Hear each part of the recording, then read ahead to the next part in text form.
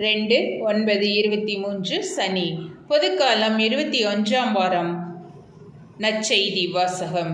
சிறிய பொறுப்புகளில் நம்பிக்கைக்கு உரியவராயிருந்தீர். எனவே தலைவனாகிய என் மகிழ்ச்சியில் நீர் வந்து பங்கு கொள்ளும். மத்தேயு எழுதிய தூய நற்செய்தியிலிருந்து வாசகம். அதிகாரம் 25, இறைவசனங்கள் 14 முதல் 30. விண்ணரசை பின்வரும் நிகழ்ச்சி வாயிலாகவும் விளக்கலாம். நெடும்பயணம் செல்லவிருந்த ஒருவர் தம் பணியாளர்களை அழைத்து அவர்களிடம் தம் உடைமைகளை ஒப்படைத்தார்.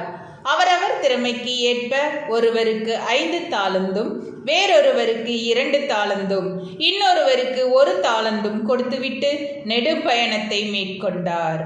5 தாலந்தை பெற்றவர் போய் அவற்றை கொண்டு வாணிகம் செய்து வேறு 5 தாலந்து ஈட்டினார். அவ்வாறே 2 தாலந்து பெற்றவர் மேலும் 2 தாலந்து ஈட்டினார். 1 தாலந்து பெற்றவரோ போய் நிலத்தை தோண்டி தம் தலைவரின் பணத்தை புதைத்து வைத்தார். நெடுங்காலத்திற்கு பின் அந்த பணியாளர்களின் தலைவர் வந்து அவர்களிடம் கணக்கு கேட்டார்.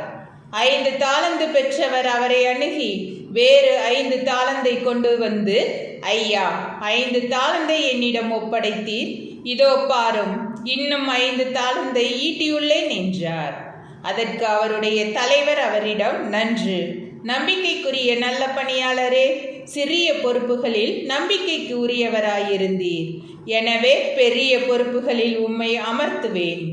உம் தலைவனாகிய என் மகிழ்ச்சியில் நீரும் வந்து பங்கு கொள்ளும் என்றார்.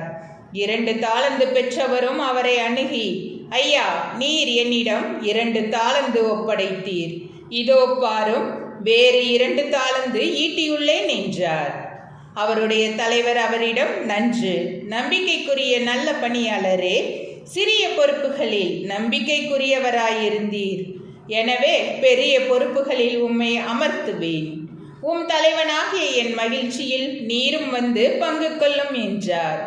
1 தாலந்தை பெற்றுக்கொண்டவரும் அவரை அணுகி, ஐயா, நீர் கடின உள்ளத்தினர், நீர் விதைக்காத இடத்திலும் போய் அறுவடை செய்பவர், நீர் தூவாத இடத்திலும் விளைச்சலை சேகரிப்பவர் என்பதை அறிவேன். உமக்கு அஞ்சியதால் நான் போய் உம்முடைய தாலந்தை நிலத்தில் புதைத்து வைத்தேன், இதோ பாரும், உம்முடையது என்றார்.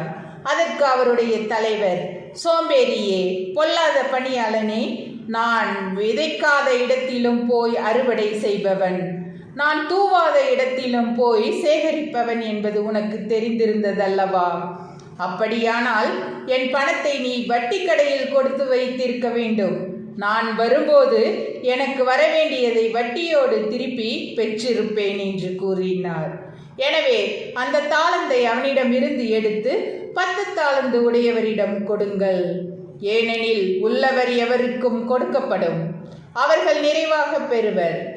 இல்லாதோரிடமிருந்து அவரிடம் உள்ளதும் எடுக்கப்படும். பயனற்ற இந்த பணியாளனை புறம்பே உள்ள இருளில் தள்ளுங்கள், அங்கே அழுகையும் அங்கலாய்ப்பும் இருக்கும் என்று அவர் கூறினார். ஆண்டவரின் அருள்வாக்கு. கிறிஸ்துவே, உமக்கு புகழ்.